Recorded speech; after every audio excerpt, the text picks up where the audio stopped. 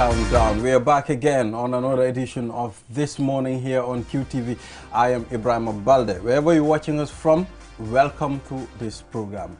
And it's a program where we discuss many things and of course do the newspaper review. And normally on the program we have newspaper review guests. And today it's going to be a different guest. I mean, it's not a person that you've been used to seeing on this platform. I mean, we decided to do some changes. And I am Ibrahim Balde. I have Mr. Ade with me. Ade, I think I'm Mr. Ade. Sometimes I'm Mr. Mboch. And a couple of times I've been Geneva Sonko. Today you are Ade. But today I'm Ade. No, you are Ibrahim Balde. Okay, you're the host. Today you are Ibrahim Balde. I'm the less than amazing co-host. But welcome viewers, and great to be on the show as ever. It's always good to have you here. It's always good Mr. to be Ade, here. we are very happy because what happened is, despite your busy schedule, I mean, you leave all that you do, I mean, to come sit with us on this platform. We understand you have a whole news department on your head. This is true. And if the news is late today, viewers, you'll realize we can blame it on this morning. Yes. But it's always a pleasure to be here. All right. Yeah. Thank you very much. Well, today on the program, we'll be doing the African proverb as usual, and of course, the newspaper review. And we already have the guest in the studio, Mustafa Sise, a news editor at Kirfatu.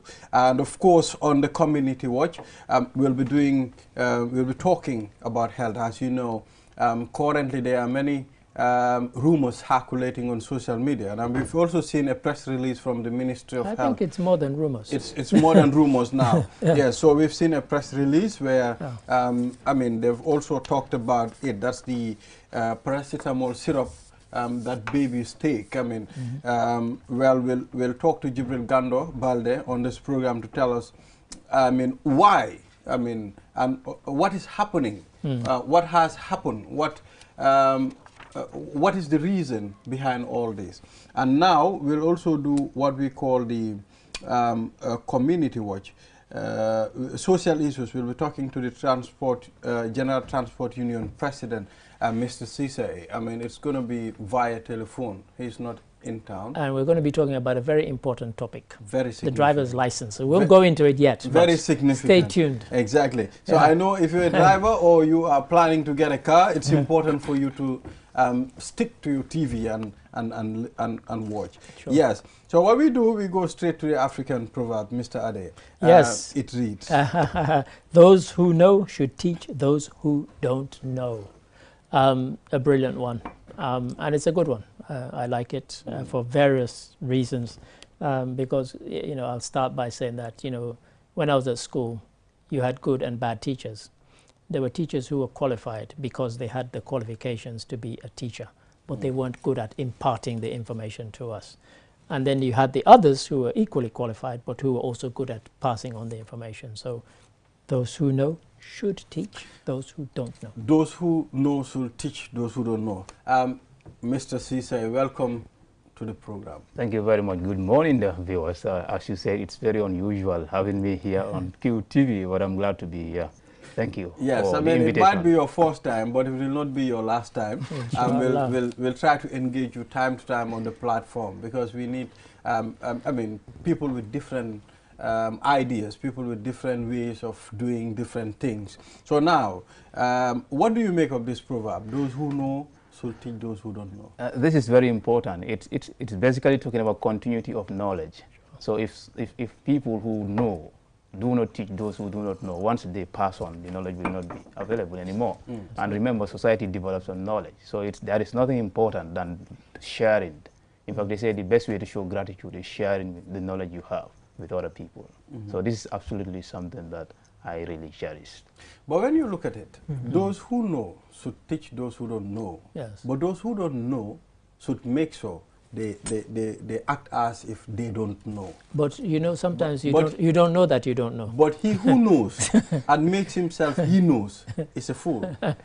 But he who knows and makes himself he doesn't know, like, is a fool. You know, so I think it's important for us to understand the idea behind this. If you don't know, you want to know. I mean, you should need to learn. seek the you knowledge. Should accept. Yes. But it is difficult now in our society. A person will not understand certain things, and you want to put the person through, but it's difficult because the person, well, felt like he should not be rectified. I mean, no, you're right. I mean, there are two sides to this, because one, you have the people who have the knowledge, as you said, it's the kind of continuity of knowledge. But also the people who are receiving the knowledge need to know that just because you know half of something doesn't mean you know the whole picture. And you find a lot of that in social media because of the age that we're in. People see one thing, and you kind of touched on it in another context recently, where people think they know one thing about somebody and they think they know everything about that person. It's the same about a piece of knowledge. You might read half of a book and you think you know the ending, but you don't. And that the person who's teaching you is the one who has the full knowledge to take you through it. So be patient and be guided. So both the receiver and the giver have to be patient. Exactly. They have to be patient, most of them. Yes, patience is very key in trying to achieve a particular set goal. I'll give you a basic example here. Some years ago, none of us were in this field. None of us was in this field. True. Ade has been in this field for so long, but myself, 10 years down the line, I wasn't in practicing journalism. Why I came to practice journalism, it's because people who know have shared with me the ethics of journalism, the pathway to journalism. That's basically why I rose to the position of editor today. And I'm also trying to share with others who probably look up to me some tips that they need in order to pass through, to be who I am or be more than I. So if once we stop sharing, there's going to be a break of that chain of continuity, as I said, and the society will not be developed. So but when you look at it, like sometimes society, it's not everybody who have that, that way of thinking. Some of them might think, if I share what I have, you know, this guy will benefit from this, and I might be taken away from, you know, my position. I'm glad you raised that, because it's something that we're very guilty of in Africa, and it's also why we have so many dictators across our continent. People get to a position, not just in a political situation, they get into a position and then they never want to leave. They're president of an organization, they're chairman of an organization, and they don't pass on the knowledge. When that person goes, it's almost as if the organization or the country has to start from scratch. You know, we were talking about Cameroon the other day. In 62 years of independence, they've had 3 presidents only.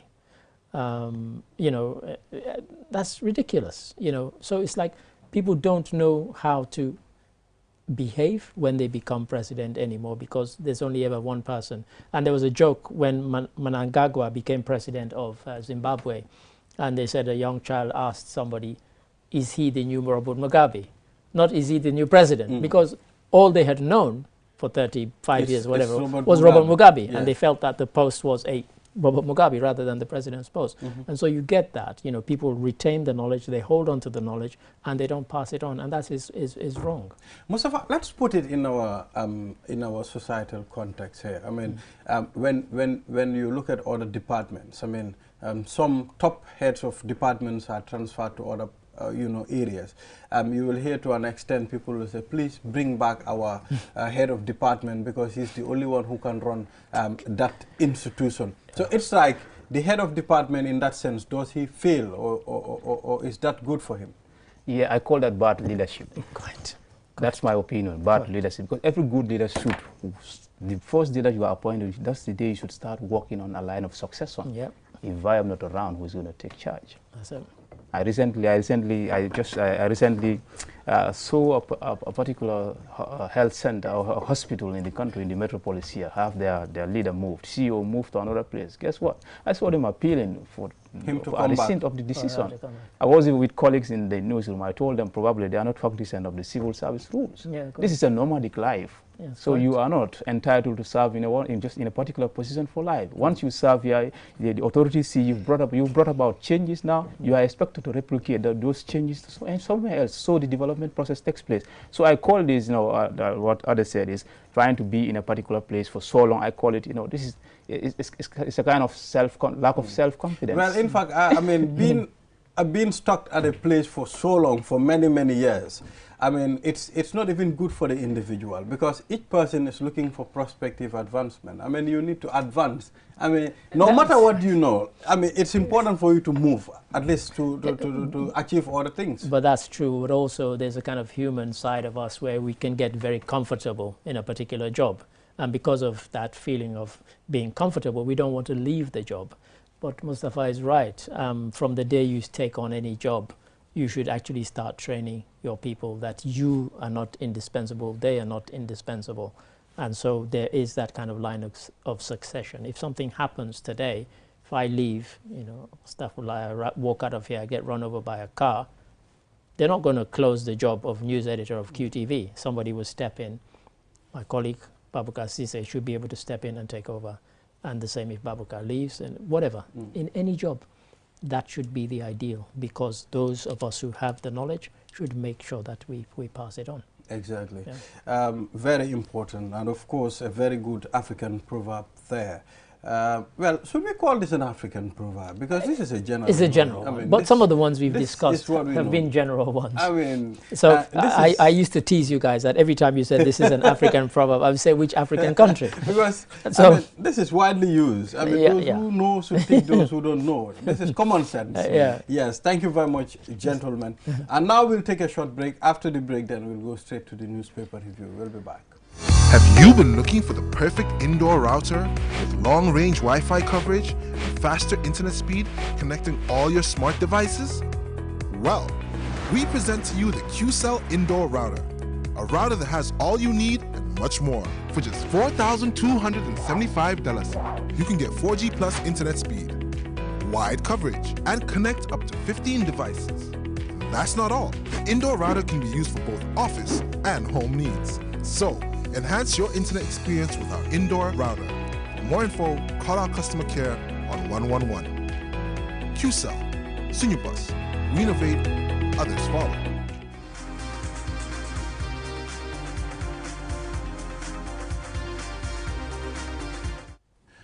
We are back again, and of course this is QTV this morning.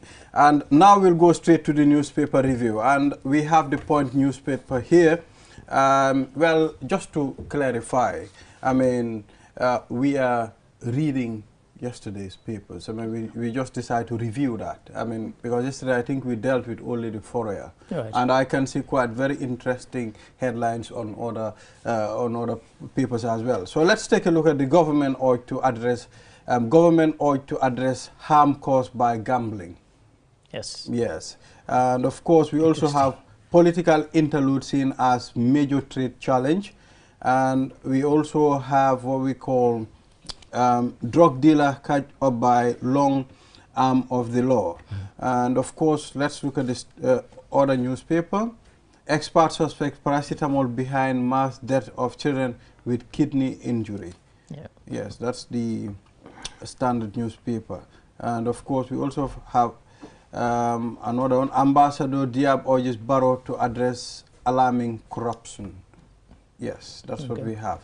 But let's start with the government ought to address harm caused by gambling. Yes, that's an interesting one, because yesterday we carried a news item with the Minister of Tourism, and one of the things he mentioned about some of the things that would be an attraction to people to come here, he mentioned gaming houses, by which I presume he means gambling, and gambling can be quite addictive. And if people get into gambling, I think it's interesting and it's important that we address this, because I have been fortunate to have worked in what they call a betting shop in England, which is where people go to gamble. And because of that history, it put me off gambling, apart from any other kind of ideological thing I had against it, because I used to see people come in, and I'm not exaggerating, on the day they were paid, they would gamble till they lost the last penny of their pay on payday, and they would go home broke on payday, because they were so addicted to gambling that they could not stop. And so gambling can be very, very addictive. And we need to watch it, and we need to curb it where we can. And it's become a thing across the world. We've had footballers, Gillespie, who used to play for Manchester United, he's broke now. Why? Because he lost millions gambling. You know, so it's a serious problem, and we need to address it before it becomes a really serious problem in this country. So, Mustafa, I don't know what your views are on that. Yeah, so that my take, I also have a negative view of it. I do not subscribe to it, and I wouldn't talk about it at the international level. I will talk about it at the national level. Yeah, Starting with my society, not many know that I support football. Yes, I do support football, and I also watch football games. You have a favorite team? Yeah, my favorite team in the Gambia. In the Gambia and also worldwide? In the Gambia is Walidan.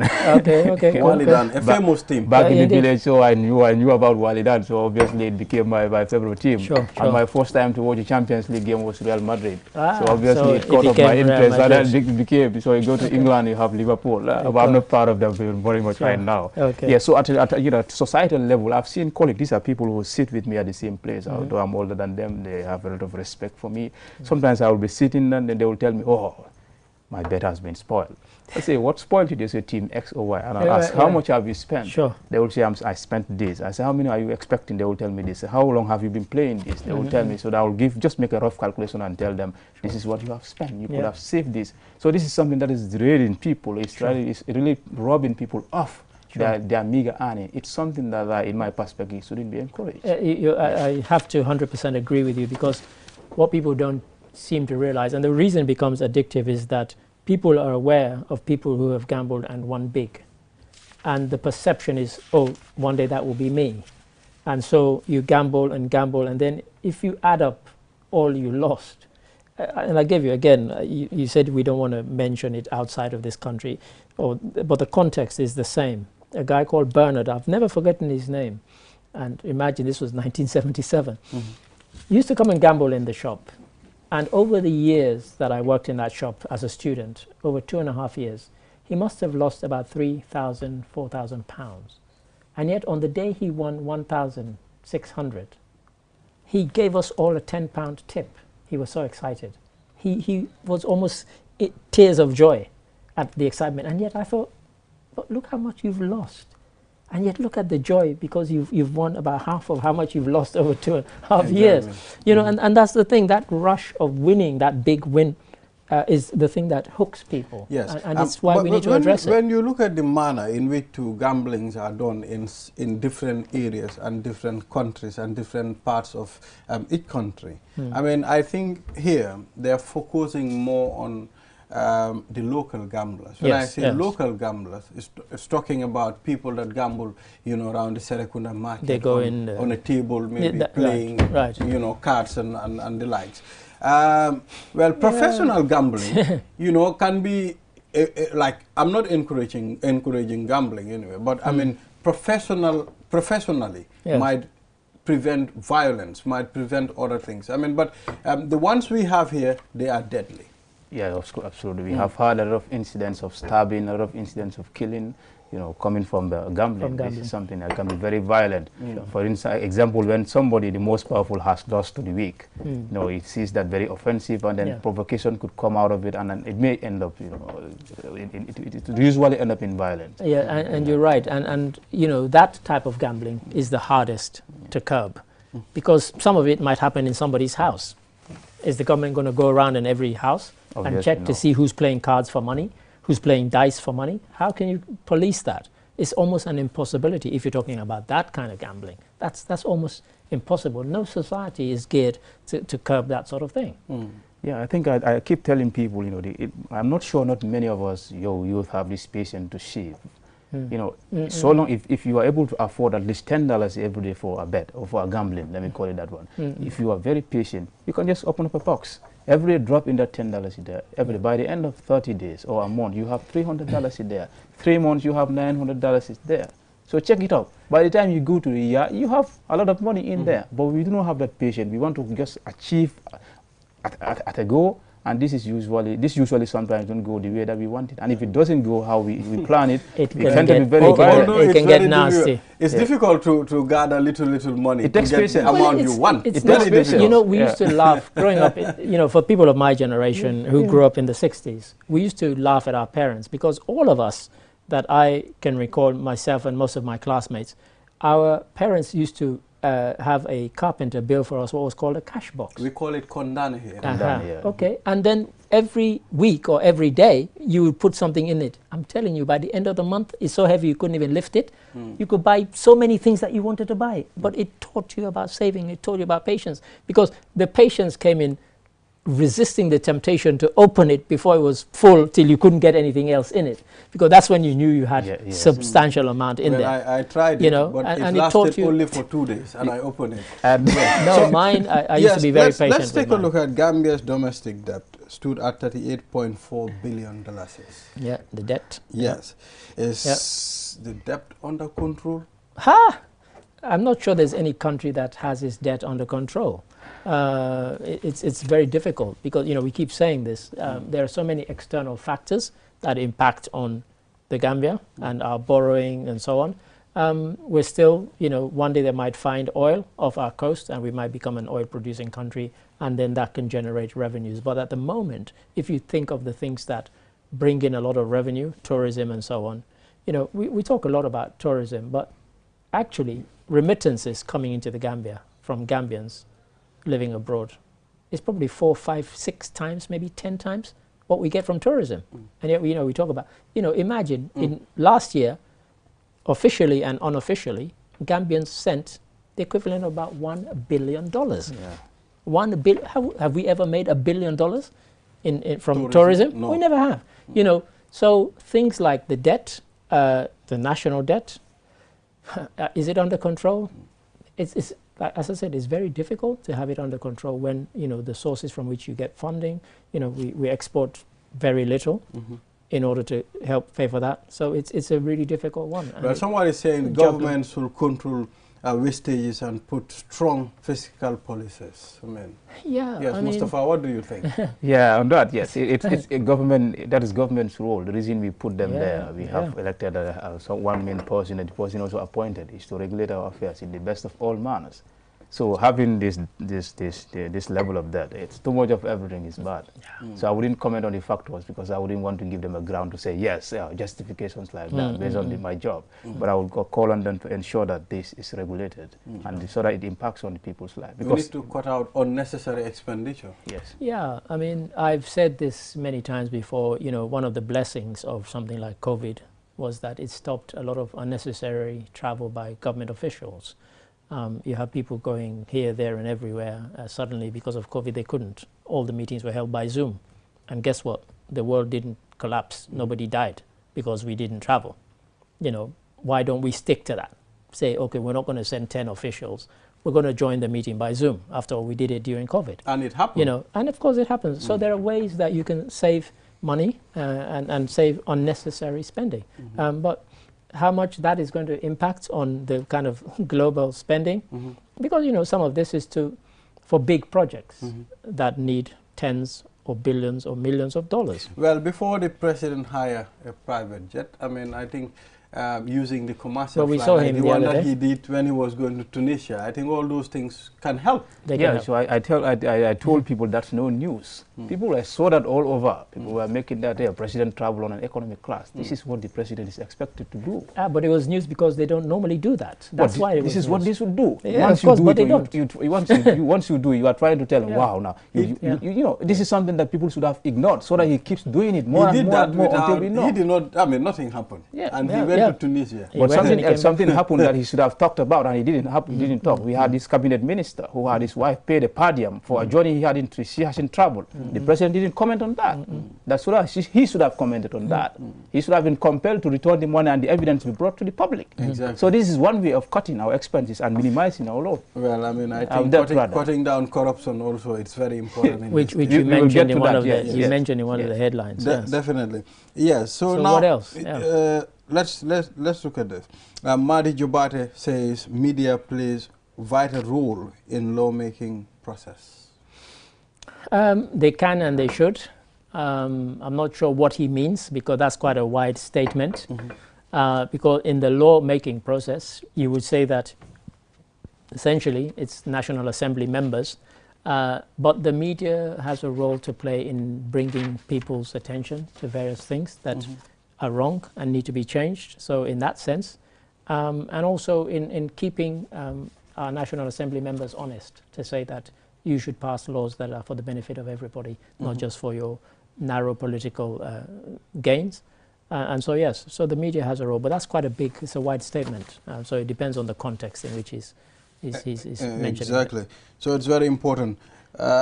Yes. I'll take example. The media has a key role in terms of that. I'll take example of the FOI, the Freedom of Information Law 2021. Or initially, access initially freedom. Yes. So initially, when it started, you had a lot of people who thought that the law was actually meant for the journalists.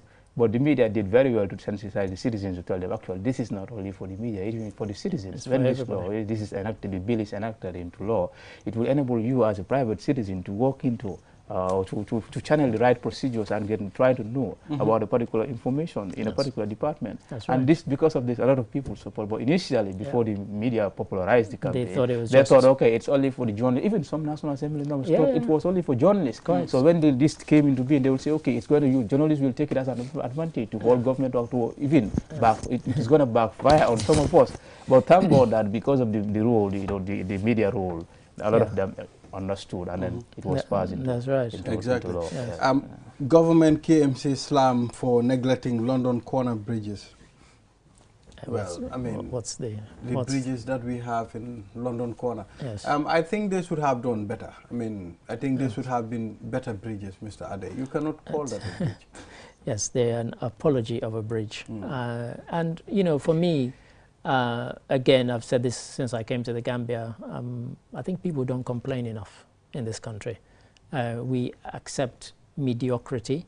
Somebody comes and builds some rubbish and we just accept it, and we kind of silently complain when we should make it known to them. You know, some of these people we're talking about, we elect them.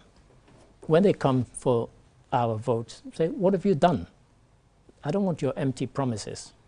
I want you to say, this is what I will do, and then prove to me how you will do it. Otherwise, the next time you come for my vote, I will not give it to you.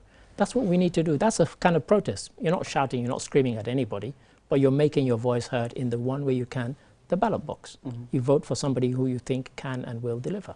And that's what we don't do. Yes, Mustafa. What do you make of that? Yes, it's something that is a necessity and it should be improved. I think, like building onto what Ade said, here the citizenry in general tend to leave the task of holding authorities' account in the hands of the media. The media, and the media alone cannot do this. Even in society, people will tell me, you are a journalist, this is going on, you want to talk about it. That's you equally have the right to talk about it. Totally. But they think it's, but this is something that is very serious, although despite the fact that in terms of all the local government areas, or all the regions, you know, the KMC is doing well, but they still need to do. So long there is a place, or there is something that the people need and is affecting their life, it should be addressed. Indeed. It should be addressed, indeed, I hope West Coast region learns from them.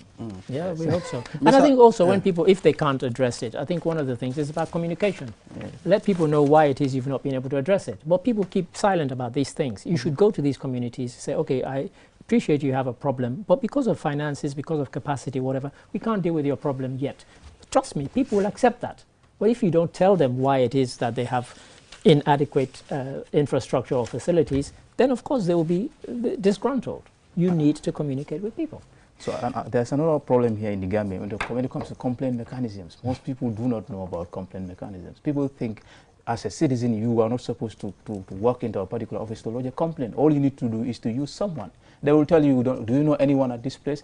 I'll give you an example here. For example, if you come across a leaking pipe, water pipe, there is a way that you address it. You may go to the media, it's something that's your right, but the quickest way to do is just take a photo of the poll number.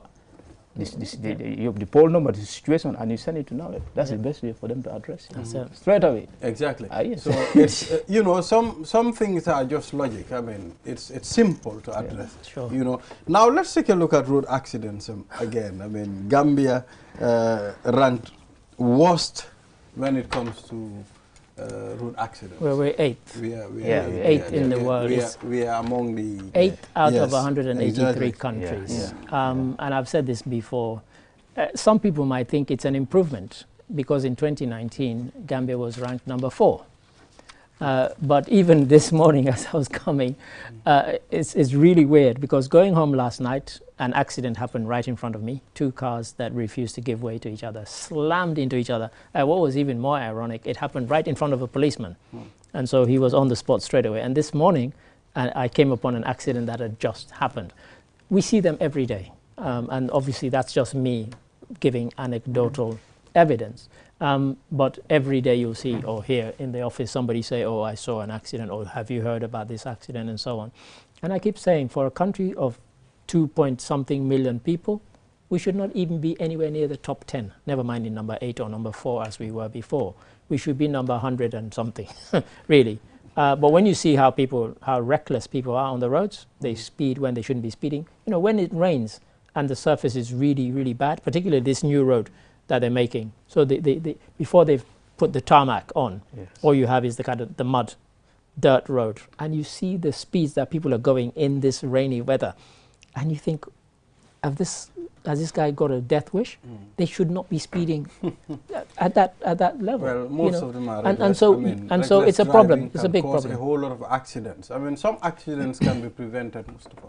Yes, in fact, most incidents we call accidents in the Gambia are described as human errors. Yeah, yeah. Yeah, so these are things that can be avoided. For instance, there is something that people may not be very observant of, but I think the Gambia, the speed is a silent killer in the Gambia. Sure. Speed is a silent killer here. Yes, most of the time these things occur. If you inquire, you realize that it's as a result of speed. So once people observe this speed limit, so it's going to bring about a lot of improvement. And going back this world life expectancy ranking, this is it. Gambia is dropped. It has just improved from 4 to 8 to the 8th position. The most shocking thing about this, from the 8, you have only one non-African country. We'll come back to you. We have the president of the Gambia General Transport Union, Omar Cisse. He's on the line right now. So we'll talk to him about the driver's license. I mean, the extension of the expiry date. I mean, so it's important for us to talk to him. Good morning, Mr. Cisse. Good morning, Mr. Balde. How are you, Honorable? Pardon? In this country now, you have Adam Barrow, you have the vice president, you have Omar Cisse. They are the ones running the country. No. I'm a very regional party. But transport is among the most important in this country. Yeah, it's the will of the economy. Exactly. So, I mean, it's unfortunate you can't join us today in the studio, but it's good that we'll talk on phone. Okay, you are right. I'm a little bit far. I'm up to CRR, you are NBR. But right now, I'm at CRR right now. Where are you right now? LRR. LRR. Yeah. Okay, exactly. We have an act that we want to read regarding the license, issue of license. It reads, on due application on payment of the prescribed fee. You don't have to read all of it, surely. Okay. Yes. He knows it. Yeah. Yes, he knows it. Exactly, for the interest of our viewers.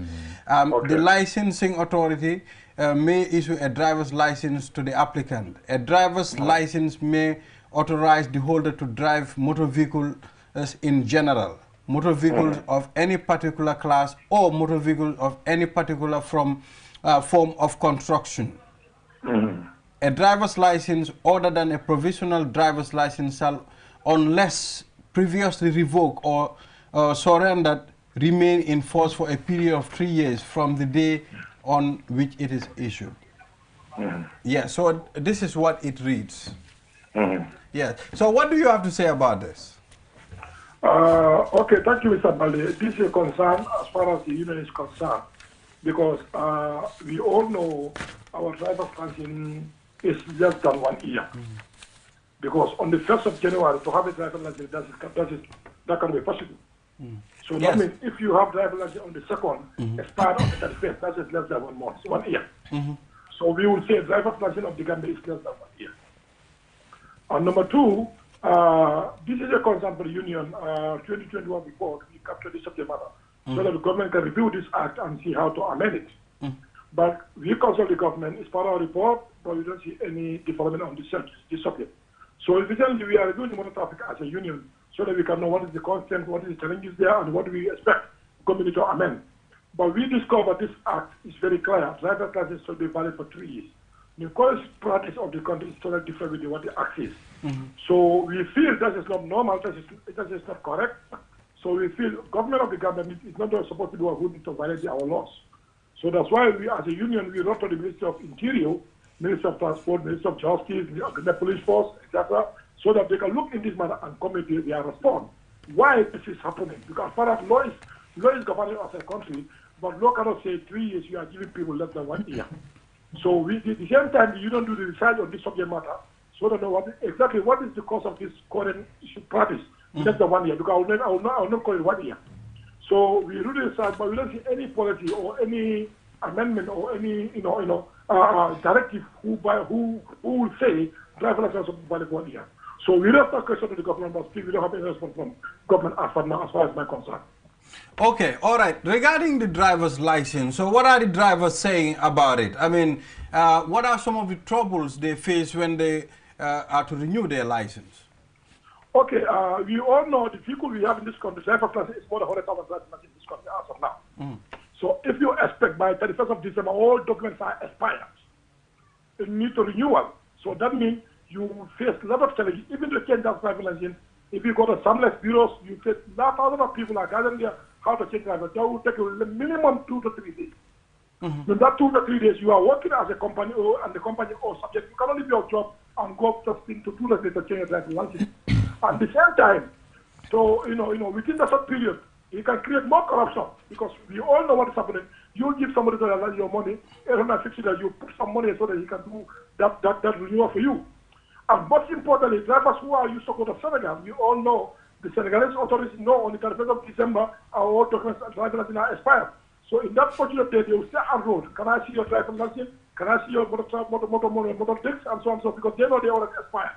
So they will create a lot of challenges. End of the day, you will intend to give them money or you charge you pay a lot of money. These are challenges people are facing. It's an open secret as far as we are transporter. So that's why government needs to be respect this Motor Traffic Act and respect the laws so that government people do it. Because these laws are very clear. So you cannot drive at the end of time going this way or that. But right now, drivers are facing a lot of challenges, particularly drivers who are crossing the border on the 31st of December. Yes. So did authorities tell you, maybe they have their own reason, did they tell you the reason of not extending the driver's license expiry date? Since we wrote to them up to date, we don't receive any response from the authorities as far as did you make any follow-up, Mr. Sise? No, in this subject matter, no. I expect it because this law is very clear. But you should make follow-ups. I mean, let's do follow-ups. I can do follow-up, what I mean, but sometimes you give them chance, maybe they will do a side. But what most people, I don't believe this, but this is the law. It's very clear. We are going to do it. We don't want to, this is not a fight with them, but we want to rectify some mistakes. So at the end of the day, because this is not the only transport union issues. It's issues of all the government, all the government, because we all have the driver's license. You and I have driver's license. But even you will use driver's license today, but on the 31st you expect it will expire. So you pay another that is less than 2, that is less than 1 year.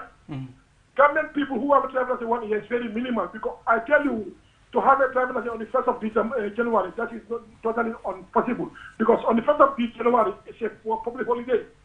So that means if you are on the 2nd, expire on the 31st, that is less than 1 year. So this is the problem. But what most of we will inject them, but we feel that we are not supposed to inject them because this is law very clear. If there any law who contradicts this, let's comment out until this is law who contradicts it. But as far as the law, they need to apply the law as far as our laws. So what I want to know now, I mean, like you were on this platform the other day, and you said there is a particular agreement between you and the Ministry of Transport. There is a particular agreement that they did not honor. So if at all that agreement is not honored, you are going to increase fares. I mean, whether they've reduced the cost of fuel or they did not reduce it. I mean, you are going to increase your transport fares fee. Now, which one do you want them to act on first? Is it the driver's license or still you want them to honor the previous agreement? This is the government, it's not an individual soul. You have too much of people administratively working for that different subjects.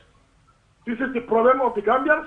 You engage them, we expect all of them to solve them as far as our time, situation is concerned.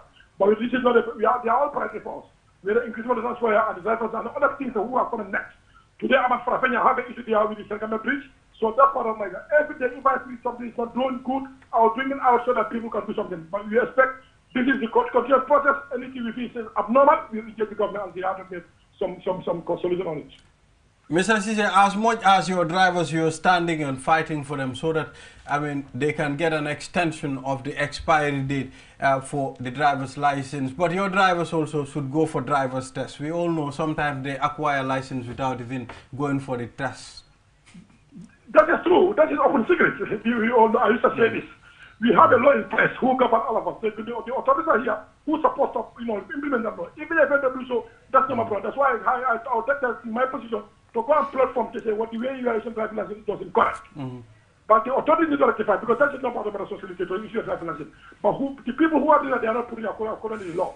So that's why today we are seeing this lot of accidents, this lot of on qualification drivers, this lot of regulars and care drivers, because people are telling drivers that they are not competent, they are not qualified. In that case, let's put finger on the authorities who are involved on the subject matter. Okay, Mr. Ade, what do you have to add on that? No, I don't think there's much to add besides what Mr. Cisse has already said. But what I was going to ask is that as well as asking for them to respect the 3 years, why don't you ask for them to actually remove even that? I mean, I have here my UK driving license. I've had it since 1993. Nobody's ever asked me to renew it, ever. So why do we need to renew after 3 years, 1 year at all? From 93? 1993, it says this, it's there. I've never had to renew it. So why do we even have this thing about 3 years or 1 year? Why don't you ask for even that to be removed as one of your demands? Yeah, thank you, Mr. Drame. That is true. But what most important us, and that's why we are going to government, so that we can amend the Motor Traffic Act. That's as my position. Let's amend the Motor Traffic Act so that we feel things are not good, we can change them. But as far as we are concerned now, this is the law, there is an implement the law before coming amendment. Sure. But someone who cannot implement it 3 years, do you think the person going to bring 10 years? Exactly. No, I agree. Yeah, but right now, we are calling the government so that we can, because we feel this Motor Traffic Act was here since 1948. That time I'm not born. So at the same time, it was amended for 3 times, if my records serve me well, 1997, 2009, 2013.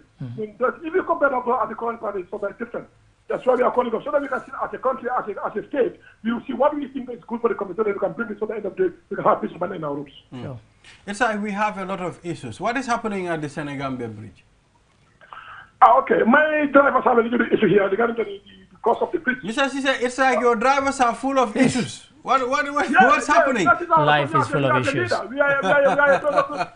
no matter what you put out things so that the government can solve them. Because that's why they elected us to be their executive. So we'll do our work accordingly. Without no fear or favor. So what is happening? What is the issue? Okay, my drivers, concerned about the cost of the bridge. Because we all remember before the bridge, we have a ferry system in the bridge and Gambia Bridge. So since that day, 2019, up to now, still the Gambia government, they are charging the same tariff that ferry we are paying, and the same cost transfer to the bridge. The time of the inauguration of the bridge, we all agree after the completion of the tolling plaza, they will change the price to the digital from manual to digital. Then that will cause the government to reduce the pump so that the end users can benefit. But still, drivers are paying highest amount. They will charge they calculate their tonnage. They will charge the length of the vehicle. Still, they are paying that. So, Union engaged the government on this subject matter. We discussed in 2021 on this subject matter until we have consensus. We agree on something. So they do the trials at Senegambia Bridge. They do the trials. We see all these things that they categorize the vehicle from different categories. So they will implement it by 2 weeks. After that, the time the new cabinet came in, the new minister, the price we agreed before is a little bit low. So we need to discuss and increase a little bit. So we discuss with them again and agree on something as authorities. So they wrote a letter to us on 13th of June so that tariff could be implemented by on 13th. But up to date, you didn't see any development. Tariff didn't change, nothing changed.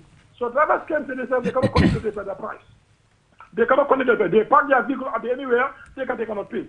So I sent my other colleagues to know exactly what's happening there. But unfortunately yesterday they had a little bit class with the PIO officers. But alhamdulillah, as of now, was very well resolved. We discussed as a team. So right now, we are continuing our protest until government reduce the Senegambia Bridge, because what we agreed, they will implement it. So right now, truckers are all parking everywhere. So today, I'm not back. I'm just from Senegambia border. I see what's happening there so that they can advise them. They stop blocking the two roads. They stop harassing people. Yeah. So one must say, yeah, these guys. But Mr. Cisse, we sent our regional reporter there, and when he got there, your drivers blocked the whole bridge. Other vehicle cannot fly past the bridge. If it's the case, that is not correct. That's why I'm here today, since yesterday, so that they will make sure they will respect the rule of law. They can protest, but they have a right to protest close the national. That's why since yesterday I'm here. Now, I will be here until the matter will solve. But you have to tell your drivers, if they are not willing to pay, let them pave the way for other vehicles that are able to pay. Since yesterday I'm here until now, the traffic is slow. Other people who want to go, they are going, but all truckers are parking. Okay, all right. Mustafa, do you have anything for Mr. Cisse? Yes, he was quoted as saying, he's quoted as saying on Get Fatu that they have agreed with the government that the $80 per ton.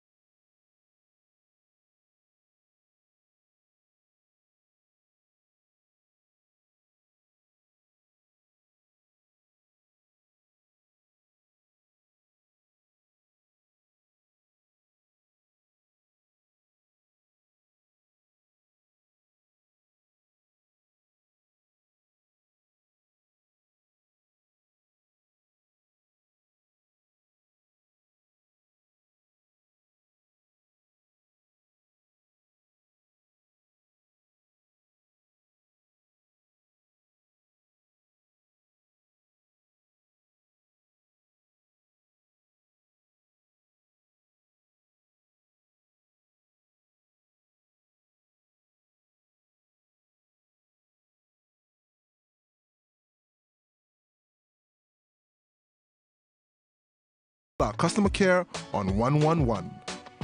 QCell, Sunibus, the pioneers of mobile loan service in the Gambia.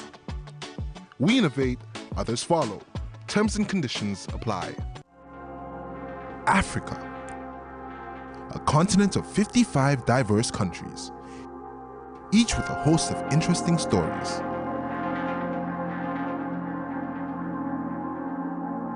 Join us as we explore what's happening in the four corners of our continent.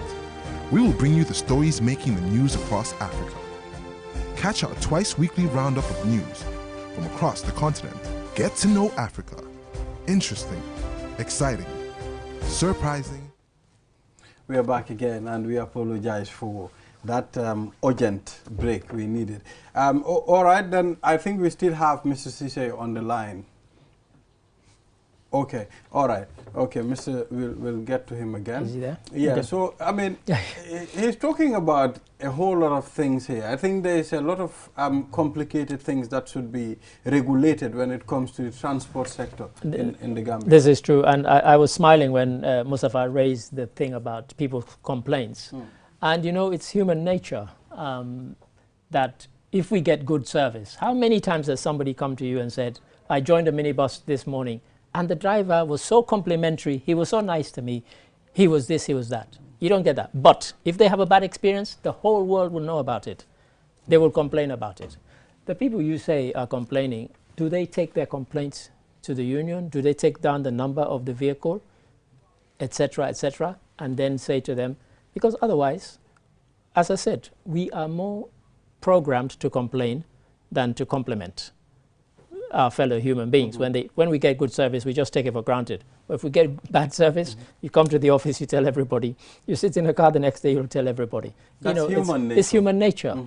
So when we hear that people are complaining, what they need to do, and I think what the union needs to do, is have a mechanism whereby people can go to them and say, driver X of vehicle XYZ, this is the number, this is the license number of that vehicle, this is the treatment I got from it. And then they can discipline that individual driver, because really, the drivers who give people a good service, we never hear about them because nobody's busy complimenting them or going to the media and saying I got fantastic service from them. But the ones we get a bad service from, we will always make everybody know that we got a bad service from somebody. Absolutely. Yeah, so my take on that is, once you take up a particular job, you are expected to do good service. So when you perform it, it's worthwhile mentioning it. But if it is not mentioned, it may not be taken as an offense. Yeah. However, the other side of it is what is not expected. That is why it's usually popular. Sure. When you do wrong, if you and I sit here and we talk about somebody in a way that is supposed to be done, before we step out, it will be everywhere. Yeah. But here we will talk good, and we'll comport ourselves within the ethics in the best way possible. Sure. When we go out, we will not hear people complimenting us. We're not supposed to expect that, because that is what we are expected to do. But when we do wrong, you have to expect the Definitely. But do we have a mechanism, as I'm saying, for making complaints? For making complaints. I do not know about it as far as my interaction with them is concerned. Yeah. But this is a union which union which you have some members are going beyond their mandate. Sure. They have suspended a group of administrators, they call it, at a particular garage, because they have gone beyond their mandate. Can you imagine collecting rates from vendors in the name of trying to maintain that? That's the role of the area council. Exactly. They are supposed to do that. And few months we saw the same people at the same garage. The same people are running it again. That's why ones who were supposedly suspended. Yeah, that is it. And he himself has confirmed that to a particular that we've suspended them, these people, and then they are back again. So that all boils down to people don't know what they are supposed to do. If you have a membership that do not know their role, they end up indulging into issues that are not their role. So capacity building is something that he should look into for his members. And I'm sure if that takes place, it's going to reduce a lot of complaints against them. And speaking of capacity building, I think the fact that we're still asked to renew our license, I find it astonishing that the law says it's every 3 years. And yet all of us know that we've all had, since I've come here, I'm on my 3rd license now, because I've had to renew it every year. And yet that is not the law. I find that astonishing. Yes. Well, but this might interest you. Yes. Recently, the Minister of Transport has convened what they call training on road safety. I was part of it. Unfortunately, road safety for journalists. We had and we featured it on QTV. Did it there. Yes. So and then I put this question to a particular licensing authority that they were just presenting it. So I was very eager to say, let's get to section 27.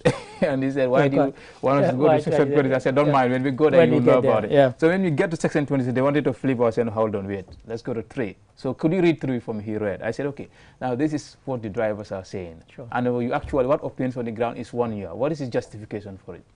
Unfortunately, he couldn't justify it. He was telling me if the drivers wanted to push much on this, we are going to trigger Section 29, that is to deny them license. And that's another issue.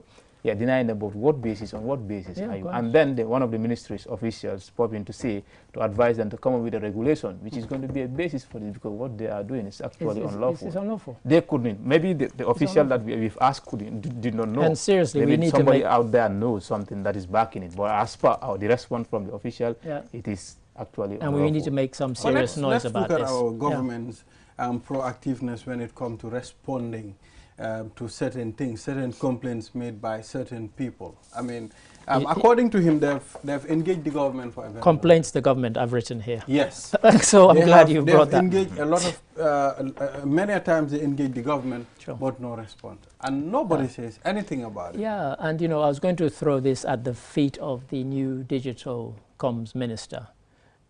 Because in other countries where you have a digital communications minister or equivalent, that person's role includes every government department and agency and ministry has to have a complaints mechanism.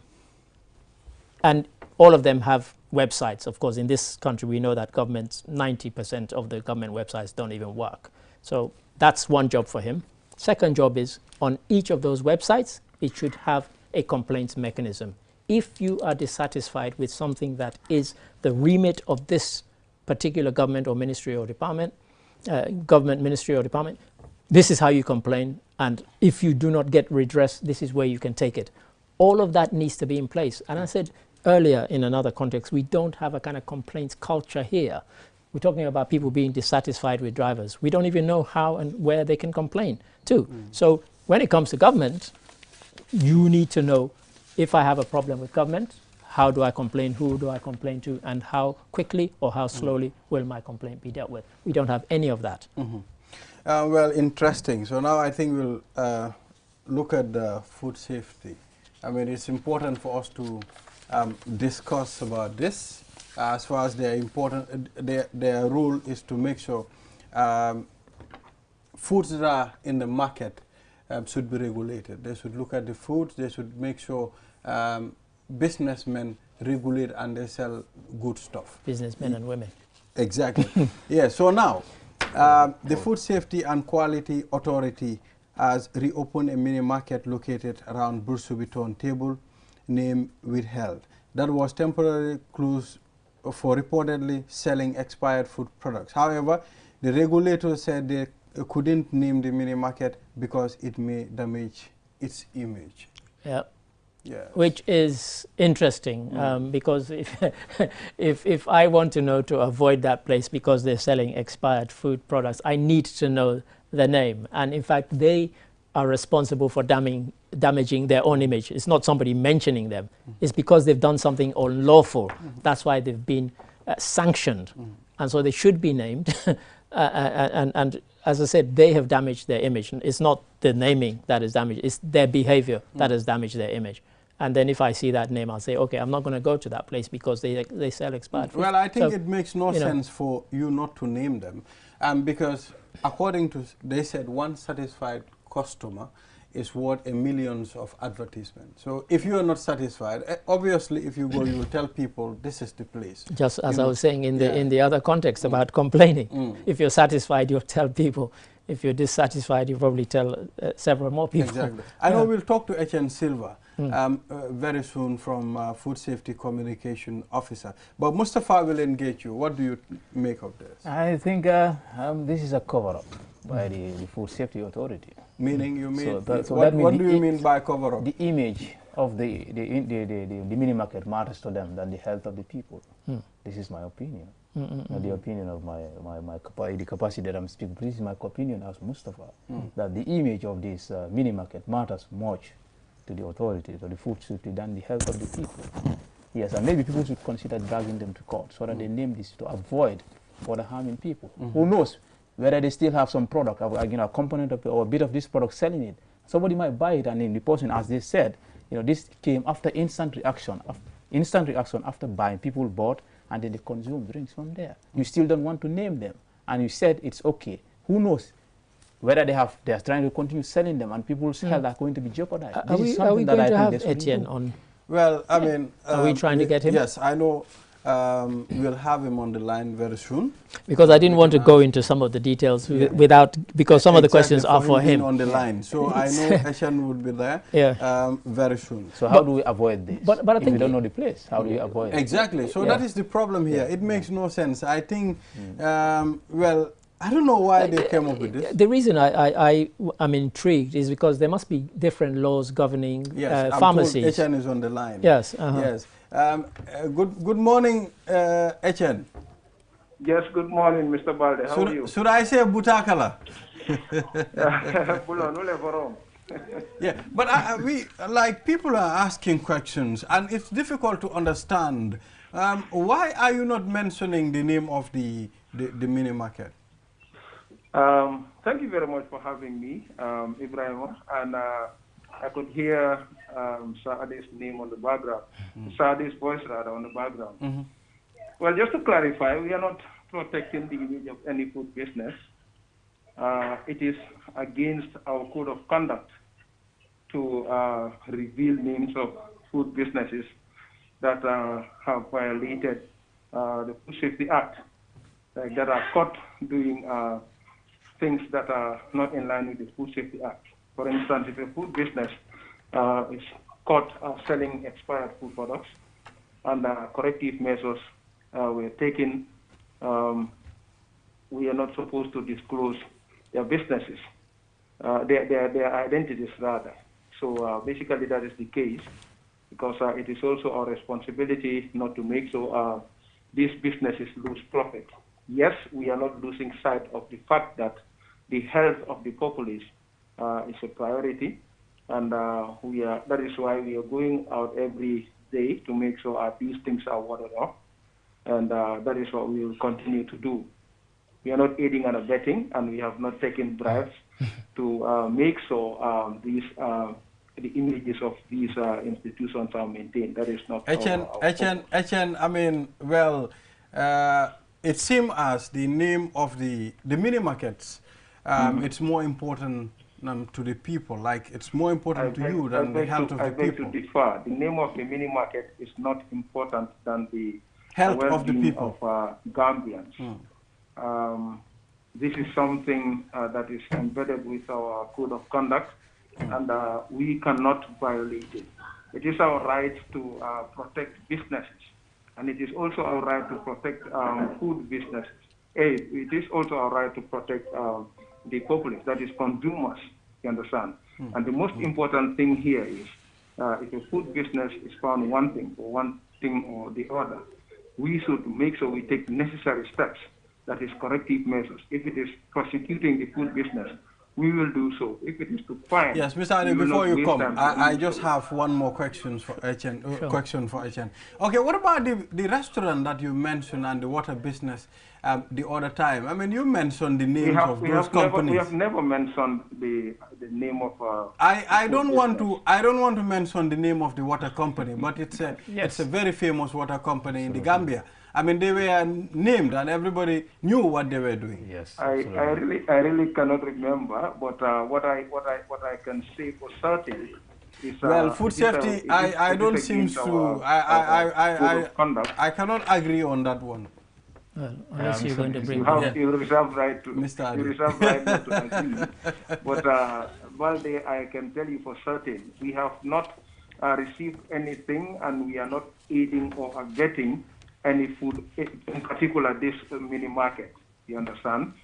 We received information that some expired food products were found there, and we acted on it. And it is on that activity that we found expired food products in the store, and also some chicken legs rather that were defrosted in the fridge. So these items were confiscated and disposed of. So that is what we have done, and they are likely, there will be someone at the office, and I believe punitive measures will be taken against them. So that is what we are doing. But to reveal their identity, I believe it is up to management to decide whether or not going forward we will start revealing the identities of our food business entities. Sure. Yes, Mr. Etienne, I just wanted some clarification. I know this is not a press release, but it's a story that we've got, but it quotes you here. And the headline says, mini market temporarily closed for selling expired foods. However, later on it says they were not found selling this expired food. It was found in their store. That mini market may not be the only one keeping expired. So could you just clarify, were they selling it, or was it, I'm confused. Like I said, I even spoke with the editor yesterday after seeing the story. Right. What actually happened was that I told the reporter that when these expired food products were found at the store, they were confiscated. They were only found at the stores. And the chicken legs that were defrosted were found in the fridge. So those were the two products that were confiscated and disposed of later. Right. So we temporarily closed the mini market and asked them to observe certain corrective measures, which they did. But I told him I am not aware whether or not they were later reopened. That's what I told him. Right. And I told him they are supposed to come to the office for a meeting with management where I believe punitive measures will be taken.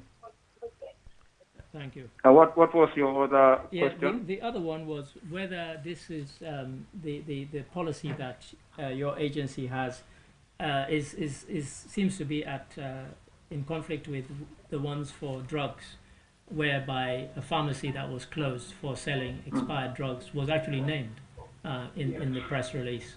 Yes. But your agency obviously has taken a different angle in not naming. Is it that you don't name them because of the degree of severity of what you found, or is it that you don't name them in any circumstances? Thank you very much, Mr. Ade, for that question. This is of great concern to me, especially because I have raised this severally that it is our responsibility to be informing the public adequately when these things happen. You could remember sometime a particular restaurant was closed temporarily, and I even asked whether or not the identity of that restaurant should be revealed. But what I was told was that it is against the code of conduct of the authority to do so. I believe since yesterday I've received several inquiries from colleagues in the media regarding this, and it is my responsibility to also put this before management that there are a lot of complaints that I have received regarding this, and I believe going forward we should also consider naming these institutions. Sometimes it's not about naming or shaming, but also informing the public adequately so that they can also be careful of which mini market or which food entity they should go to. But also, I believe the point we are trying to make here is, if you mention the name of a particular of the mini market, I believe nobody will go there anymore, despite the whatever changes they may have taken in the future. Yes, sir. Good morning. Yeah, but look, like I told the reporter the other day, I told him I am not sure this is the only mini market that has expired food products. There are maybe other mini markets having expired food products in their possession.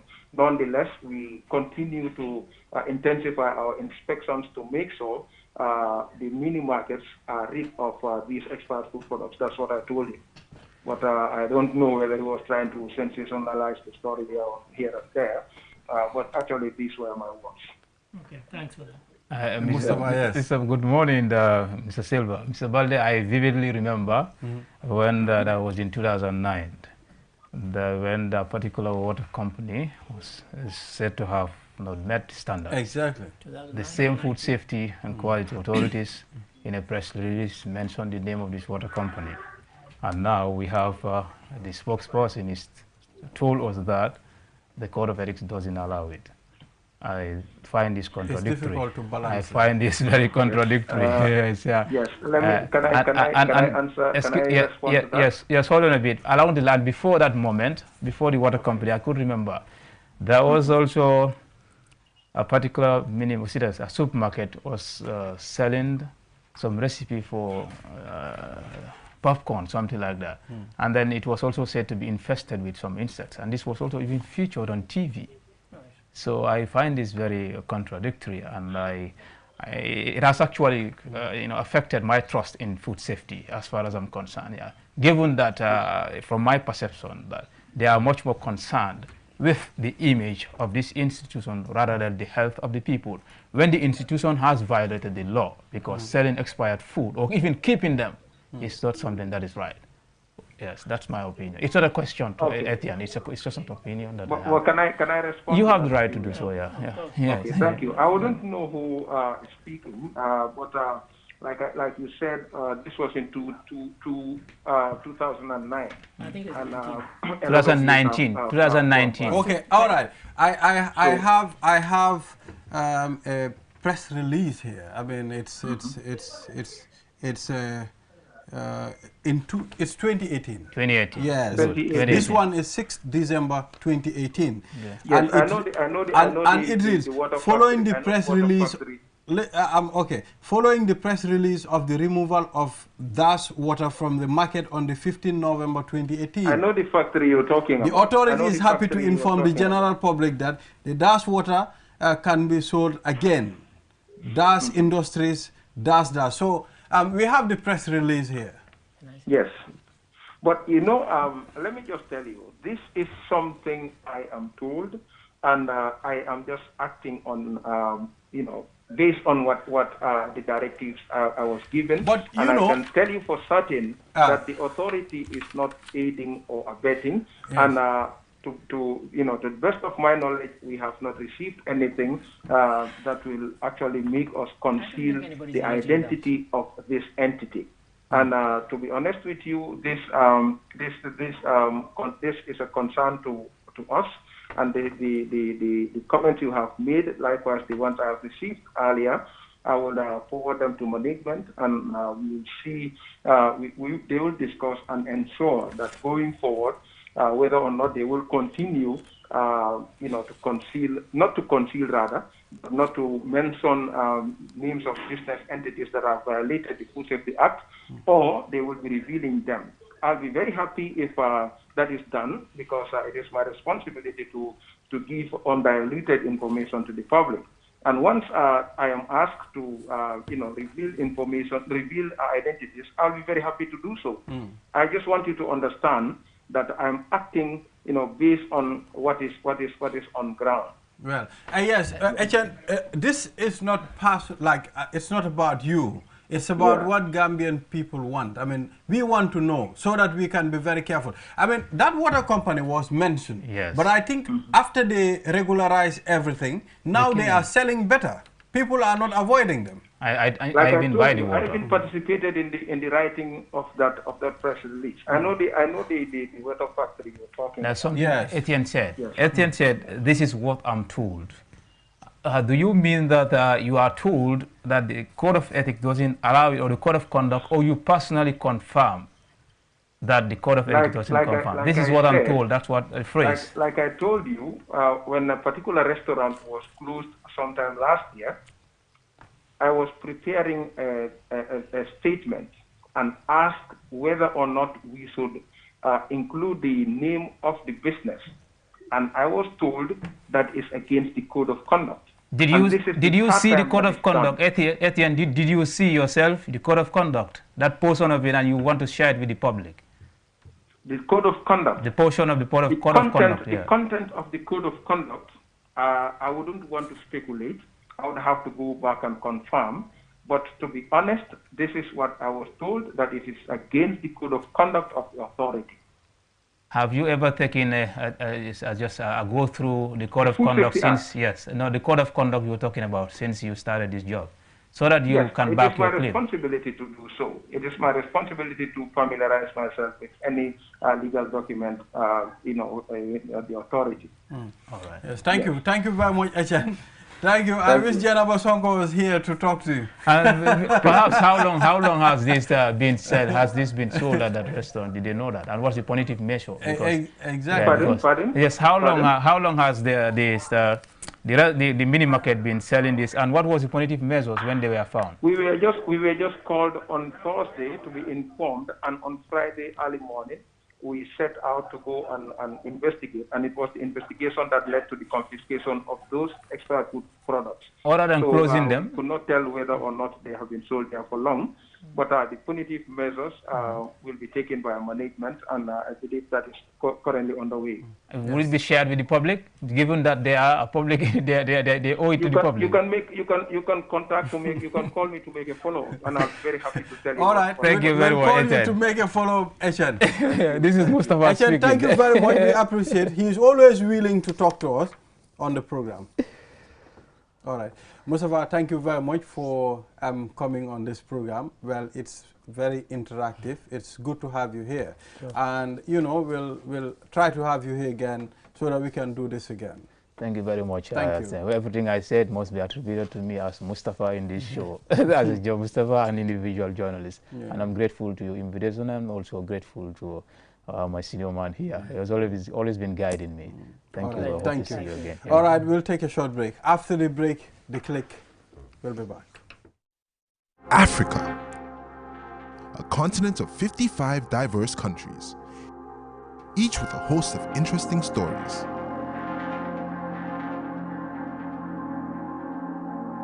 Join us as we explore what's happening in the four corners of our continent. We will bring you the stories making the news across Africa. Catch our twice-weekly roundup of news from across the continent. Get to know Africa. Interesting, exciting, surprising, and inspiring. The African News Roundup, only on QTV, Mondays and Thursdays.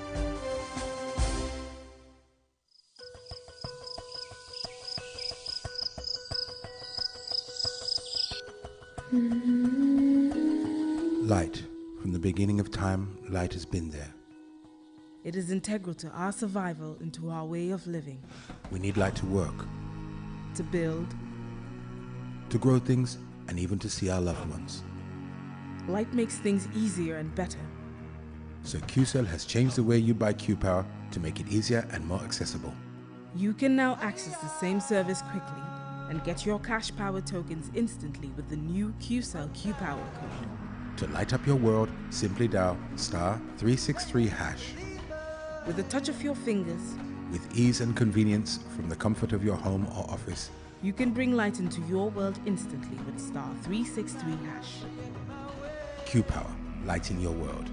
QCell Sunyabus. We innovate, others follow.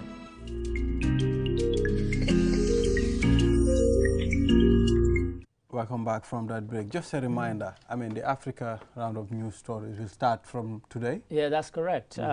We've always been aware that people in the Gambia, and not just in the Gambia, but anybody who watches QTV around the world, they're also interested in news from the rest of the continent.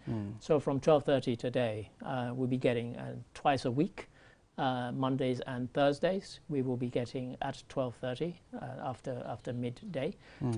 They will be getting an African news roundup, 6, 7, maybe 8 stories in each half-an-hour broadcast. All right. From around the continent. Thank you very much. Now let's take a look at Click, what we have. I mean, the Click segment. Stays on my grind, get that money, don't get fed up.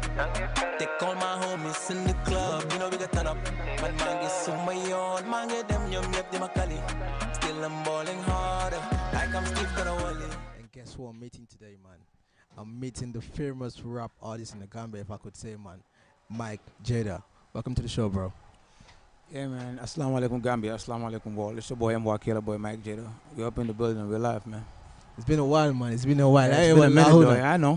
For real. What's going on, bro? What's real, going on? real stuff been cooking for a while, though, so I'm gonna come guiding over here. Come talk about your digawa. So they talk about digawa, so like, we're coming, though. Exactly. We're on the way coming. It's been a while, bro. You've not been dropping songs. I don't know whether your label is restricting you to certain stuffs or you're just trying to take your time and work on other stuffs, man. But first of all, let's tell us what you've been up to lately. Yeah, I've been working on my album. Like, the name of the album is Sikau Sikanam. You know what I'm saying? So I had like a bunch of songs I record unreleased. Like J-Life Music is going to tell you I have like 30 songs unreleased. I could drop an album like today, but I'm not like trying to rush myself. You know what I'm saying? I'm not the type of artist that drops an album because somebody else is dropping like drop an album or whatever. Well. I'm just like trying to take my time, trying to give people like the best I have Yeah. this time around. Yeah. Yeah. So because I've been in the game for a while, I dropped a couple of albums. So this time around, I want when this album drops, it at least have an impact in my career, like a big impact. Like If you know what I'm for you saying, to go yeah. international, not bro. to just like drop albums. like Exactly. that, yeah. There's a meaning for it as well. You want to drop something meaningful for the fans Exactly, out there something as well, meaningful bro. for the fans. So I know you put in the work in as well when it comes to your work that you do. Exactly. Yeah, man. So Mike, we all know you emerged as one of the biggest Gambian rapper, if I could say, before, bro. Sure. But you've been on a low for a while. It's kind of affecting your career. How would you say the Gambian music industry is moving on? Yeah, the Gambian music industry is like moving at the best direction right now, because back in the days when we started doing music. Yeah, and specifically what I mean by moving on, I mean the hip-hop sector of it. Yeah, the hip-hop sector of it is not really up there like that, because Gambia is not really rap country like that. Like people don't really understand rap when it comes to Gambia. Hadn't been Gambians really understood rap. It's a lot of MCs in the game right now are not up there. Was supposed to be up there if people really understood rap. Because a lot of people are just, you know what I'm saying, like following the hype and all these big drums on a song, like, you know what I'm saying, they're hyping songs that are not even really that good when it comes to rap. You understand what I'm saying? Exactly. Yeah, it's a lot of rappers in the game that are actually, I would say, bigger than me. But I know I'm better than them. Okay. Like lyrically. Like no cap, like I know the real that. science of rap. If you understand the science of rap, like the kind of bars they spit, it's not even really up there. If it was like Senegal or Ghana or South Africa, they wouldn't be on top like they're on top down here. Exactly. Yeah, like specifically, like the new school rappers as well are coming up. You have the drill thing that is making waves in the Gambia right now. It's nice. What would you say the industry is lacking when it comes to drill music in the Gambia as well? Because I know you were in the cypher, you've done cypher before. You know, like you know hip hop, like really hip hop itself. Yeah, real rap. Because we all know you as a hip hop king, if I could say, bro. Yeah, and the new genre that has just come up as well, which is the drill genre. They're also doing great when it comes to the music industry as well. But what would you say is lacking in that segment, in that sector of the music? It's just style. You know, drip is all about style, though. If you want to do drip music, you have to come up with your own style because originality matters a lot. A lot of these young niggas trying to do drill are either copying a drill rapper from England or copying a drill rapper from America. Exactly. Yeah, because I personally did my own drill songs. Yeah. You know what I'm saying? But you could never say Maggie is sounding like this particular You person sound on way his drill Gambian song. than other rappers. I made sure that I have my own drill style. On top of the drill bit, I have to create my own. I have to come up with originality on it. So that's just what it's lacking. Most of them is nice. Yeah. Don't get me wrong, like their music is nice. As long as the people are loving it, I'm cool with it. Exactly. As long as they're having something from it, I'm not going to say a word about it. Yeah. But originality matters a lot because it takes you to a whole different level. Exactly. You know what I'm saying? And you know, I always say this, your song, you've not been doing stuff for a while, you've not been dropping songs, but that Steve Tadawali song, bro, it's still making waves, bro. Like, anywhere you play, fans always jump to it. Like, that's what I'm saying. Like, that song was recorded in less than an hour. Like, I don't even know how I made that song. Like, I was just in the studio with J Life. I just did that song. J Life was like, boy, my song beat, if I hit that, I'm like, hit? Like, how? This song is not even lyrically up there. Like, that's what the people want. It's like Gambian, they want something they can just listen to over and over again. That's, like I just told you, Gambia is not a rapping country. Like, where people know about rap, they understand what is a point line, what is a metaphor, what is syllables, like how niggas is piecing up these syllables. People don't even peep that when people are rapping. They just listen to the drum and the sound. If it sounds good, they flow with it. Because that is the last hit record I dropped. Yeah, it overshadowed every other song I dropped. Exactly. If I go to a show, I might be performing, you know, songs that I think are the best. That I personally think are the people are going, all right. But the moment that song bumps in, everybody starts. I'm like, what? Really? So y'all really like this song? This is not even a song. Exactly. It's just like, you know what I'm saying? It's more like a freestyle for my guy. You know what I'm saying? Somebody I grew up with in the same neighborhood. Like I just did the song for him. Yeah. And the song is just everywhere. No, that song is making waves, no lie, for real. To be honest, man. You told me you have 30 songs that you worked already with Jay. Yeah. So how many songs should people expect from the album? The album is like probably going to be like 12 or 15 songs. Yeah. 12 solid or 15 songs from that. Like 30 songs, I'm gonna be picking like 12 of the best. So like any local collabos and international collabos as well? Yeah, local collabos. I already have Chantalum in it. I'm about to have Attack in it. Nice. I might have ST in it. I might. Nice. Yeah. You should, bro. Yeah, I might have ST on that. What I really loved about you is you trying to, you know, uplift the other upcoming artists as well. Because I know you have other artists that you're working with as well. They are all from your ends, and you guys are doing great when it comes to the music industry as well. What is your plan for them, and what is your plan for yourself? Yeah, bringing upcoming artists up has forever been my dream, though. Like trying to put like people into positions where they could, you know what I'm saying, do something with themselves. Like especially these young upcoming artists. Like the bigger acts are not even looking back at them. But they are the most important part of the music right now because we are not going to be rapping forever. Exactly. In the next 5 years, I might not be rapping. Exactly. I might be having a record label signing artist or a promo something or whatever. I might not be rapping in the next 5 years. So as to all these other rappers, so they have to check on the upcoming artists because they are the future of the music scene. Yeah, it's a lot of artists that are in a better position than me. Are not even doing what I am doing right now. Exactly, they are not even focused on the upcoming artists, and they are the most important part of the music right now because they are the future. You know, right now if we are making 1 million on a show, when they come up, they're gonna make like. Exactly. So are you planning on dropping any singles before the album drops? Yeah, I'm planning to drop a freestyle. Okay. You know, it's summer. And it's been a while. The music scene has been really cool. Like everybody's just friends to each other. I'm about to drop a freestyle that might offend a lot of people though. But Give us a hint about the freestyle. I'm coming up. Like just give us a hint. Like just 8 bars from the freestyle, bro. Yeah, flame boss like action now. Tell niggas got a handgun, boss in the fire like I'm pulling with a handgun. Niggas see the teeth, they be scared when I rap, but my foot be on the gas and I ain't never gonna stop. I'm the only rapper in the game that be spitting real bars. Mexico like into Suf, they got a king, I'm with a mass, nigga. We in the building, we coming though. We coming though. Yeah. So who you throwing shot at? Everybody. Specifically like that. I don't like none of these. I don't like none of these rappers, bro. I'm no friends with none of these rappers. Trust me. Yeah, we have a lot of rappers though. Who do you mean by? Anybody listening right now, I don't like you. I don't like none of these rappers. For my end, I'm saying bye-bye, man, till I come your way. But don't forget, man, my drip, the short and the shot, man, is for my sister, man. For real. My sister, Ado. Link her on this number, man. She's gonna get you something like this as well, man. Trust it, man. I'm looking fly, man. And it's the morning show, and I'm Skengman Suzy. For my end, I'm saying bye-bye till I come your way on Thursday, man. All my homies in the club, you know we got turn up. Man, get some way on, man, get them yum. Well, quite interesting. And yes, Mr. Ade, time is against us. Yes, but, indeed. yes. But from Skengman Suisse is Skengman Balde. All right. Thank you very much. Goodbye. Until we come here again, bye-bye.